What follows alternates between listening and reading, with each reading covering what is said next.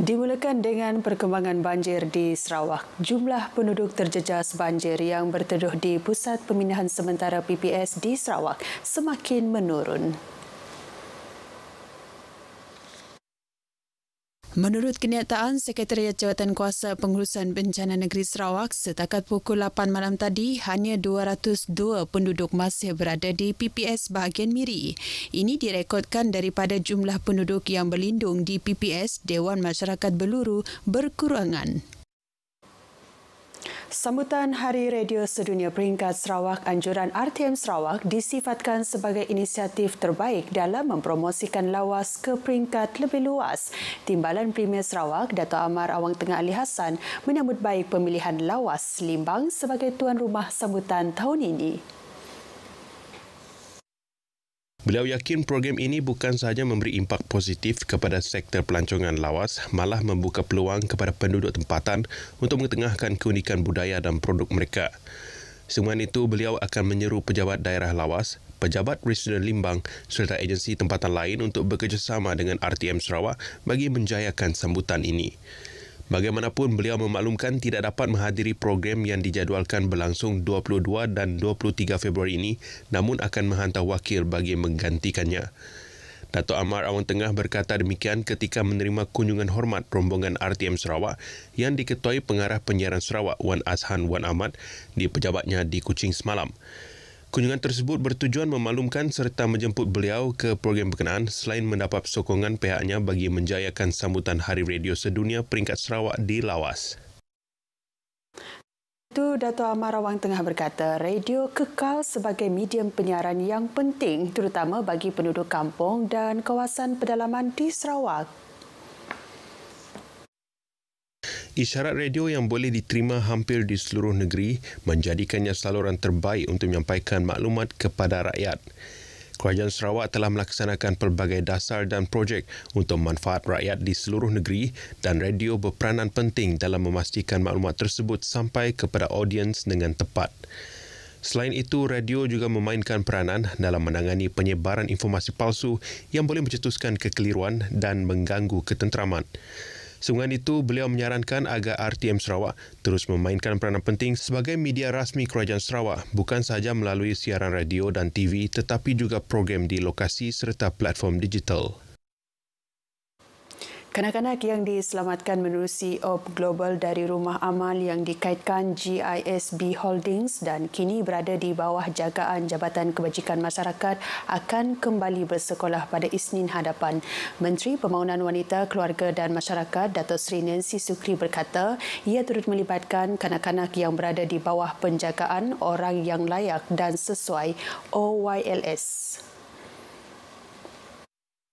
Menurut beliau, jumlah kanak-kanak yang masih di bawah jagaan Jabatan Kebajikan Masyarakat kini kurang daripada 10 orang. Ini termasuk mereka yang masih menjalani proses perbicaraan di mahkamah. Yang kes mahkamah masih berjalan sama kita pun mereka perlu bersekolah juga. Ya, kita jaga.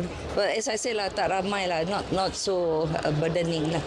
Datuk Seri Nancy berkata demikian kepada pemberita selepas Majlis Simbolik Penyerahan mock check Program Sejahtera Komuniti Madani Parlimen P193 Santubong di Kuching. Baru-baru ini Menteri Pendidikan Fadlina Siddiq melaporkan bahawa kanak-kanak yang diselamatkan dari rumah amal GISB yang masih terlibat dalam proses mahkamah akan memulakan sesi persekolahan baru selepas kes mereka selesai. Katanya pihaknya kini sedang mengumpul data kanak-kanak yang terpaksa menghentikan persekolahan pada sesi lalu akibat mengikuti perbicaraan di mahkamah. Pada perkembangan lain, Datuk Seri Nancy Sukri meminta Jawatankuasa Kemajuan dan Keselamatan Kampung JKKK untuk memohon dana di bawah Program Sejahtera Komuniti Madani Sejati Madani bagi memperkasa pembangunan komuniti setempat. Beliau berkata kerajaan telah memperuntuk sebanyak RM100 juta untuk tujuan tersebut.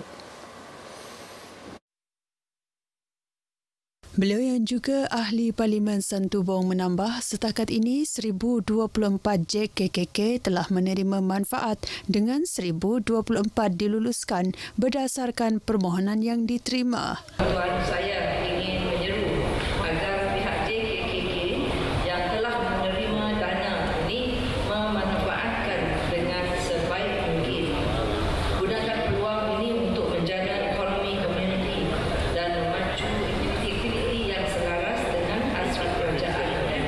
Program ini memberi fokus kepada 5 sektor utama iaitu sektor pertanian dan makanan, sektor jahitan dan kraftangan, sektor herba dan kesihatan, sektor pelancongan dan hospitality serta sektor aktiviti hijau dan kitar semula. Sarawak dijangka memperoleh 12 bilion ringgit resit pelancongan tahun ini didorong oleh peningkatan ketibaan pelancong sejak awal tahun. Menteri Pelancongan, Industri Kreatif dan Seni Persembahan, Datuk Seri Abdul Karim Rahman Hamzah berkata, jumlah perolehan sektor pelancongan bagi Januari sahaja telah mencecah 1.025 bilion ringgit. Ia meningkat 13% berbanding 907 juta ringgit dalam tempoh sama tahun lalu. Selain itu, jumlah kedatangan pelancong turut meningkat kepada 400,531 berbanding 352,000 pelancong tahun lalu. Kalau Februari, Mac, April dapat bertahan macam itu, lebih-lebih lagi dengan bulan 6, bulan Jun sampai ke ujung tahun, that is a very good indicator. Beliau berkata demikian kepada media selepas merasmikan Hari Integriti 2025 di Kuching. Sehubungan itu, beliau mengingatkan warga kementerian dan agensi berkaitan supaya menerapkan nilai integriti dalam perkhidmatan bagi memastikan sistem penyampaian lebih cekap dan berkesan. Beliau yakin dengan komitmen tinggi dalam perkhidmatan berkualiti akan meningkatkan keyakinan pelancong dan menyumbang kepada pertumbuhan sektor pelancongan negeri. Dalam pada itu, Air Borneo dijangka menjadi penanda aras baharu dalam industri penerbangan di Sarawak. Datuk Seri Abdul Karim berkata, kewujudan Air Borneo bukan sekadar menjadi pesaing dalam industri penerbangan tetapi juga akan merancangkan sektor pengangkutan udara. Dengan kuasa penentuan laluan oleh Kerajaan Sarawak, beliau yakin syarikat penerbangan lain turut akan merangka strategi baharu bagi meningkatkan akses udara di negeri ini. Kalau dahulu, we don't have the prerogative to determine where we want to do our marketing. But now we can.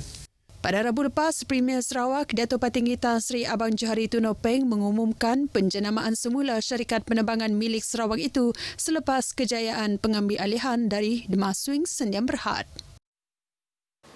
Bukan sekadar menyampaikan suara tetapi juga menonjolkan bakat nyanyian. Itu antara kelainan dibawakan Sarawak FM bersempena Hari Radio Sedunia semalam menerusi siaran khas 2,5 jam yang menggabungkan radio dan media sosial. Penyampai Sarawak FM Muzaldi Rabai menyifatkan perikatan ini sebagai peluang merapatkan hubungan antara pendengar dan penyampai radio stesen radio tertua di Sarawak.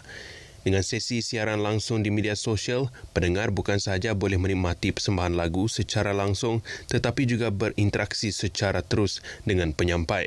Bila ada media sosial untuk secara langsung, sekurang-kurang kita dapat gambaran lah bahawa ada penonton, ada yang like, komentar, ada orang dengan kita lah walaupun tengah-tengah malam.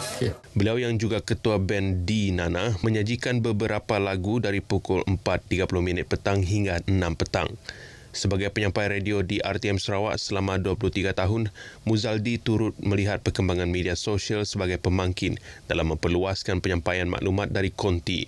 Band D Nana yang menghidupkan siaran dengan persembahan istimewa turut dianggotai 8 penyampai lain, antaranya DJ Barb, DJ Halim, DJ Wan Hanani dan DJ Andy. Saudara, berita pagi Sarawak berakhir di sini. Dari sungai ke segara, Palestin pasti merdeka. Ikuti stadium RTM selepas ini untuk perkembangan sukan tanah air dan antarabangsa.